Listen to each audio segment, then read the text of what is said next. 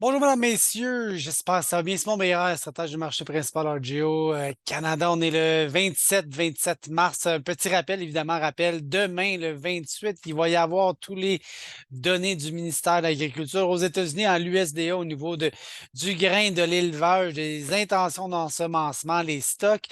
Et le lendemain, le 29, ben, ça va être le congé pascal. C'est le vendredi saint, donc la bourse va être fermée. Donc, faites bien attention. Les informations qui vont être publiées demain vont être uniquement presque transigeables, bon, peut-être plus efficacement le lundi plus tard. Donc, beaucoup de volatilité à prévoir. Je regardais justement, parlant de volatilité, le prix du cacao.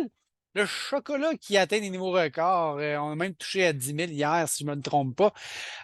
Des prix records, beaucoup de volatilité ici et je le vois très bien. Donc, je pense que c'est une belle opportunité, hein. C'est un peu un fait divers. Je pense que ça va être une très belle opportunité pour nous, hein, localement, au niveau des produits de l'érable.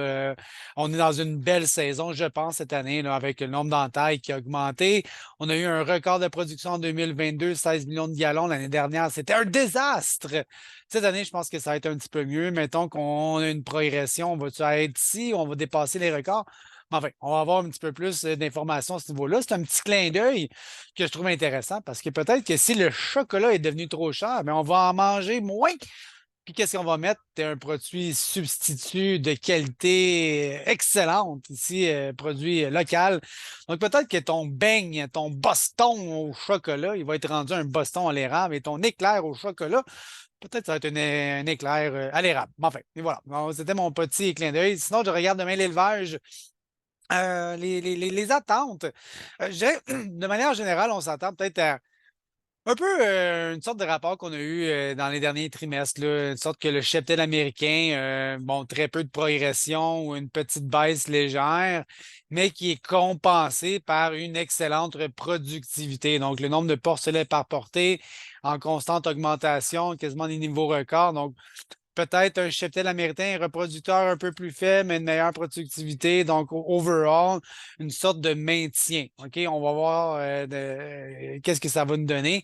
Les intentions de mise bas vont nous donner peut-être une fenêtre d'observation pour voir qu'est-ce qui s'en vient devant nous cet été, à l'automne, ou peut-être au début de l'hiver prochain, hein. Les intentions de mise bas, juin, août, ça va nous donner une indication pour 2025 déjà, ma foi.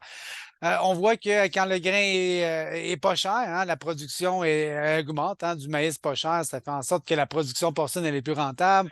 Depuis la pandémie, l'augmentation du coût d'alimentation exorbitant, on a eu un retrait de la taille du cheptel et ça semble vouloir se maintenir et possiblement mais augmenter légèrement, très légèrement. Regardez cette année dans l'abattage entre 2023 et 2024. On a un petit peu plus d'abattage, une hausse de 0,8 à date là, depuis le début de l'année. Donc, on a une augmentation de la production en termes d'abattage. C'est quand même une bonne chose, je dirais, parce que on voit que même si j'ai plus de parts sur les marchés, donc au moment si j'ai plus de production, je devrais peut-être avoir une baisse de prix, hein. Si j'ai un surplus, j'ai une abondance, normalement c'est négatif pour les prix. Et c'est pas ce que j'observe. Je regarde depuis le début de l'année, depuis le 2024, les contrats à terme sur la référence de juin, là, l'été, on a progressé de 10 à 15. On était à 90 cents de la livre, on est rendu à une et une.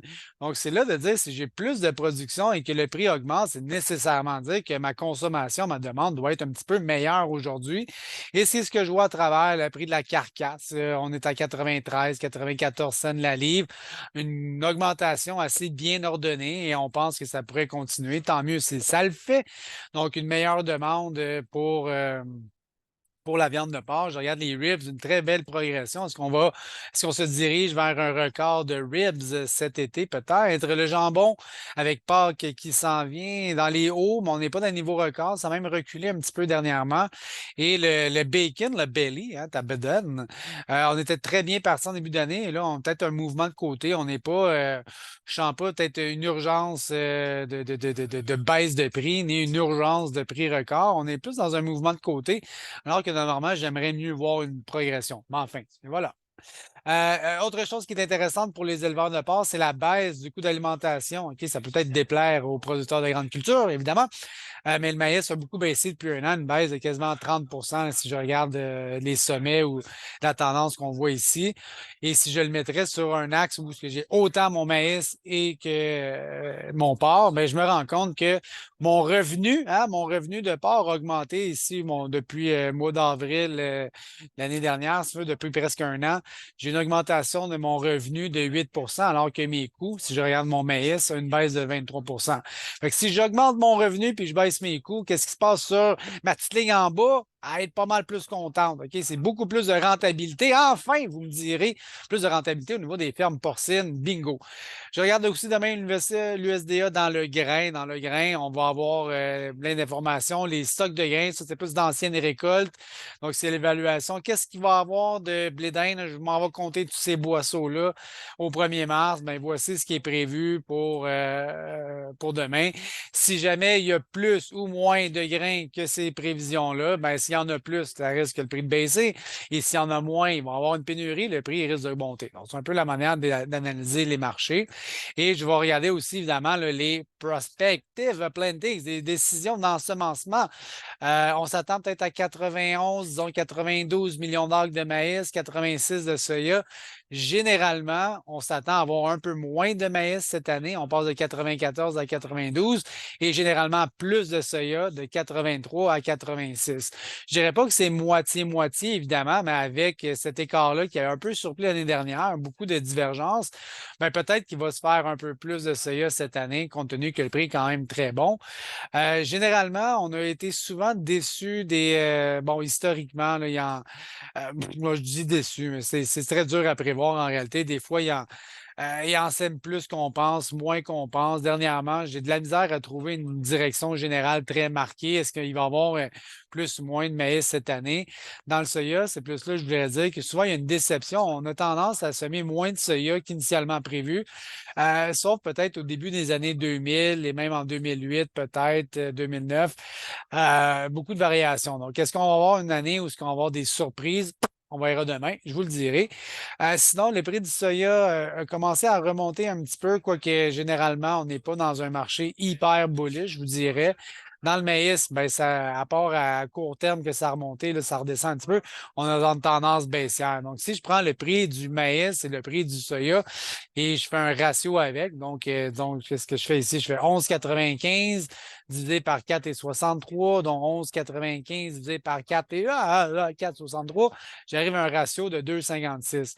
Plus ce ratio-là augmente, plus ça va être, disons, économiquement favorable de semer du soya.